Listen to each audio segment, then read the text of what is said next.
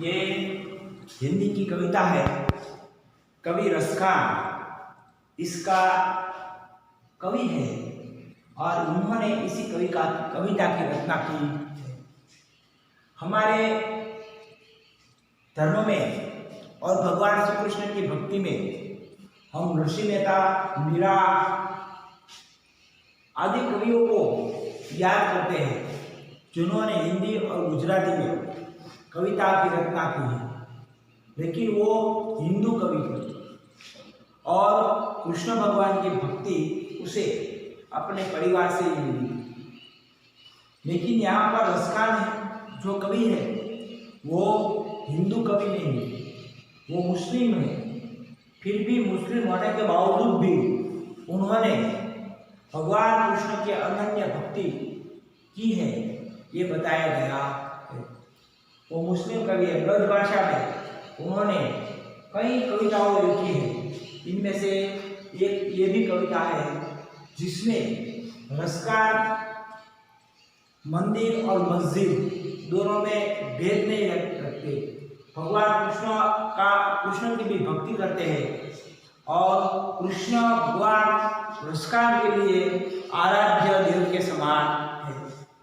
वो अपने आराध्य देव के रूप में भगवान कृष्ण की रसखान भक्ति करते हैं और वो अपना निर्णय इसी कविता के द्वारा जहाँ कृष्ण ने बसेरा किया, जहाँ भगवान कृष्ण ने अपने बचपन के अधिक समय बिताए हैं, वही जगह पर रसखान दोबारा जन्म लेने की बात यहाँ कविता के माध्यम से हमें बताते हैं।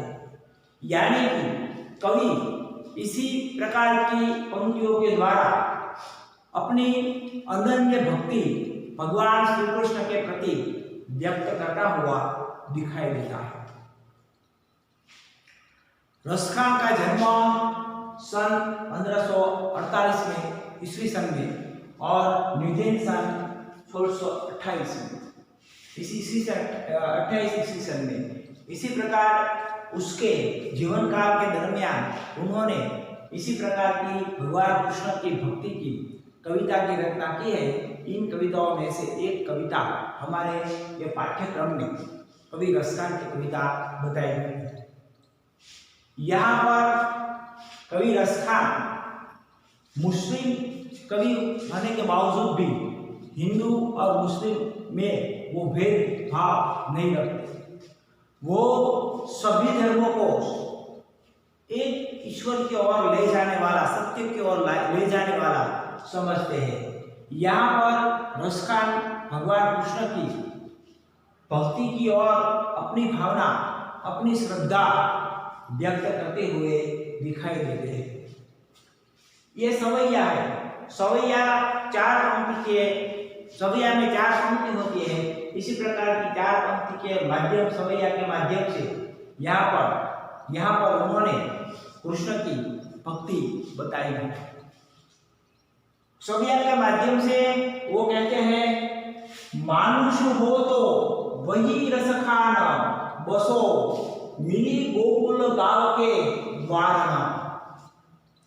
मानुष हो तो कवि रसखान पहली इस पंक्ति के द्वारा ये बताते हैं कि अगर मैं दोबारा इस धरती पर जन्म लूं, मनुष्य बनूं, मानव बनूं, तो किसी जगह पर मेरा जन्म हो। भगवान से प्रार्थना करते हैं कि मानुष हो, अगर मैं दूसरे जन्म में मनुष्य के रूप में इस धरती पर आऊं, वही रसखान बसो, तो मैं रसखान वही बसना चाहता हूं, वहां पर जन्म लेना चाहता हूं। मिले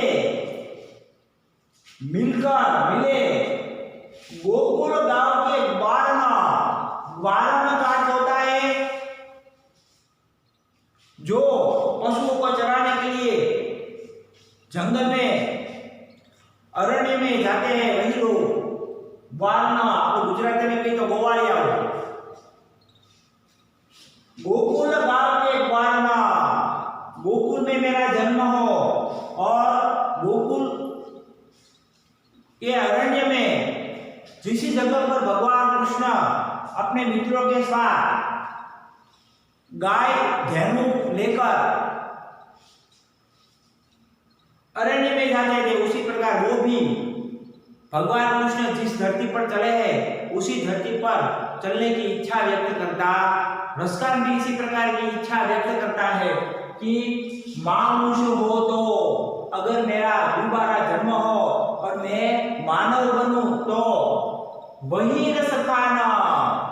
रसकान इसी प्रकार की इच्छा रखते हैं, बसो मेरा वही जन्म हो, गोकुल गाव मिली के वारणा, जहां गोकुल के वाल अरण्य में भगवान कृष्ण के साथ धेनु चराने के लिए जाते थे, मैं भी उसी के बीच उसी के साथ जो वो जिस जगह पर धेनु चराने के लिए गए थे वहां वारण बनकर मैं इसी गोकुल में मेरा जन्म हो और कई वालों के साथ मैं भी उसके बीच रहूं, इसी प्रकार की इच्छा रसकान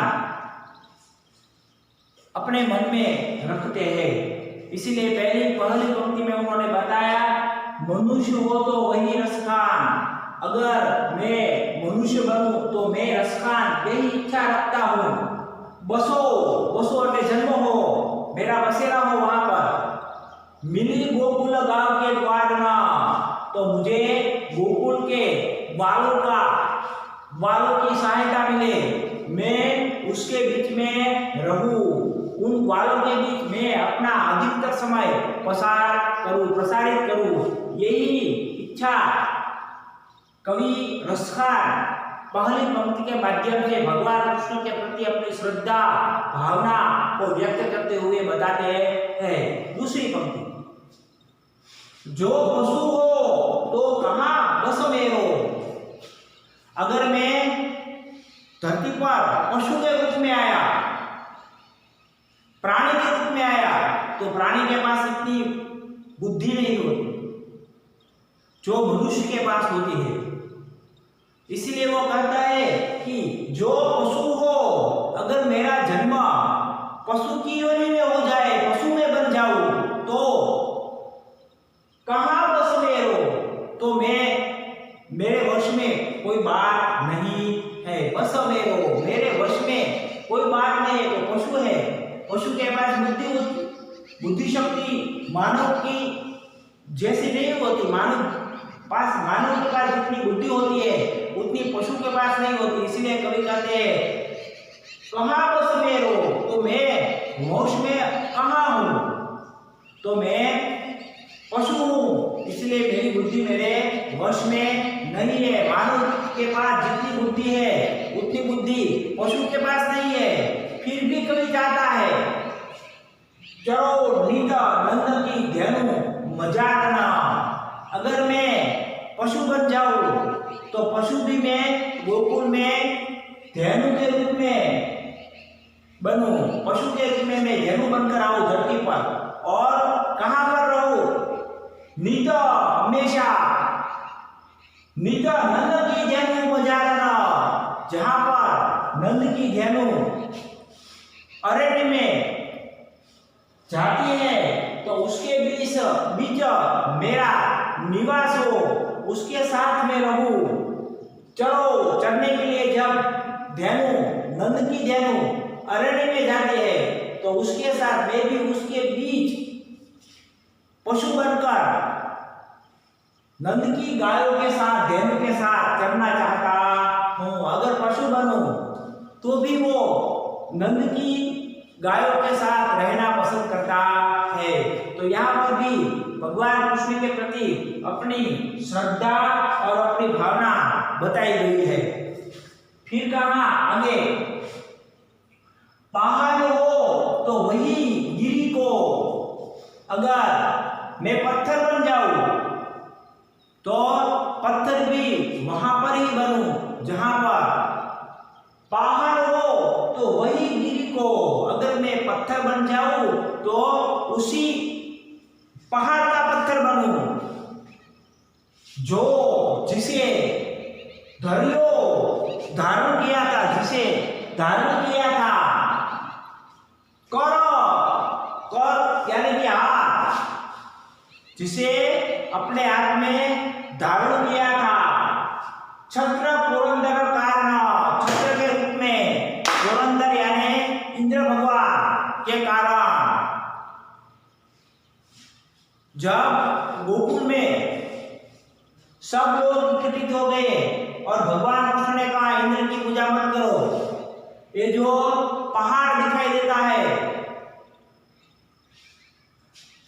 उस पहाड़ की पूजा करो, उसकी अर्चना करो, ऐसा माना जाता है। इंद्र इन बातों से क्रोधित हो जाता है और इतनी बारिश बरसती है।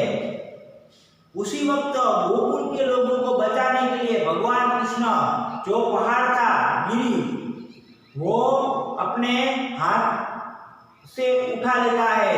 कई वाले लोग उसकी सहायता में उसे मदद करते हैं और इसी प्रकार गोकुल को इंद्र के कोप से बचाया जाता है। इसलिए कहा रसखान ने कि अगर मैं पत्थर बनूं तो वही पहाड़ का, वही गिरी का पत्थर बनूं जिसे भगवान कृष्ण ने अपने हाथों में धारण किया था। तो उसी प्रकार वहां भी भगवान कृष्ण की भक्ति की भावना, श्रद्धा हमें दिखाई देती है। पहाड़ हो, पत्थर बनूं तो वही गिरी को, वही गिरी का मैं पत्थर बनूं, वही पहाड़ का मैं पत्थर बनूं, जो धरियो कर, जिन्होंने, जिसे धरियो कर छत्र पुरंदर, पुरंदर यानी इंद्र के कारण, इंद्र की वजह से छत्र के रूप में उन्होंने, भगवान कृष्ण ने अपने हाथों में उसे ले लिया था। तो वहां का मैं पत्थर बनूं, जो खग हो, खग यानी पक्षी, अगर मेरा जन्म पक्षी के रूप में हो तो बसेरो करो मिनी, तो मेरा बसेरा, मेरा जन्म वही हो। जो खग हो तो बसेरो करो मिली, कालिंदी कुल, कालिंदी ये यमुना का एक नाम है, पर्यायवाची नाम है यमुना का। ये कालिंदी भी यमुना का एक नाम है, नदी है वो। भगवान रसखान यहाँ पर ये कहना चाहता है कि अगर मेरा जन्म पक्षी के रूप में हो तो मेरा जन्म कालिंदी नदी के पुल, पुल का जो होता है किनारा, कालिंदी नदी के किनारे पर हो। कदम की धारणा, और कालिंदी नदी के किनारे पर जहाँ कदम का वृक्ष है वही डाल पर मेरा जन्म हो, मेरा बसेरा हो। इसी प्रकार भगवान कृष्ण के प्रति अपनी अनन्य भक्ति रसखान इसी 4 पंक्तियों के संज्ञा के माध्यम से बताते हैं। कृष्ण से वो जरा भी अलग होना चाहता नहीं है, विलग होना चाहता नहीं है। वो हर हमेश भगवान कृष्ण जिस वस्तु के साथ, जिस पहाड़ों के साथ, जिस नदी के साथ बसे थे और आनंदित होकर अपना समय व्यतीत करते थे, वही जगह पर रसखान दोबारा अगर जन्म मिले तो वही जन्म देना चाहता है। इसी प्रकार रसखान ने इस पंक्ति के माध्यम से भगवान कृष्ण की अनन्य भक्ति हमें बताई है। भगवान से, कृष्ण से वो जरा भी दूर रहना पसंद करता नहीं है। भगवान कृष्ण के सानिध्य में ही, समीप ही वो रहना चाहता है। ये बातें इन पंक्तियों के माध्यम से हमें बताई गई है। जब स्वाध्याय में प्रश्न है तो पहला जो प्रश्न है वो यही प्रश्न है, रसखान श्री कृष्ण के सामीप्य किन रूपों में किसी प्रकार चाहते हैं। तो यहाँ पर उसका ये उत्तर है कि मनुष्य के रूप में अगर उसका जन्म हो तो रसखान चाहता है कि मैं गोकुल में बालियों के बीच रहना पसंद करता हूँ। फिर कहता है अगर मेरा जन्म पशु के रूप में हो तो मैं नंद की धेनु जहाँ पर चढ़ने जाती है वहां पर अरण्य में इन धेनुओं के बीच चढ़ना पसंद करूंगा। फिर तीसरी बात आई, अगर मेरा जन्म पहाड़ों पत्थर के रूप में हो तो मैं जिस गिरी को भगवान कृष्ण ने अपने हाथ में धारण किया था वहीं पर मेरा जन्म पत्थर के रूप में हो, और अगर मेरा जन्म पक्षी के रूप में हो तो मैं वही स्थान को पसंद करूंगा, काली नदी के किनारा हो और वहीं पर कदम का वृक्ष हो और कदम की वृक्ष की डाली पर मैं बैठना पक्षी के रूप में पसंद करता हूँ। तो इसी प्रकार ये सवाल जो प्रश्न है उसी का उत्तर भी इसमें दिखाई देता है। यहाँ तक हम रखते हैं, फिर दोबारा जब हम एकत्रित हुए तो आगे की बात मैं आपको बताऊंगा। यहाँ तक हम अपना कार्य को पूर्ण करते हैं। वंदे मातरम। जय हिंद।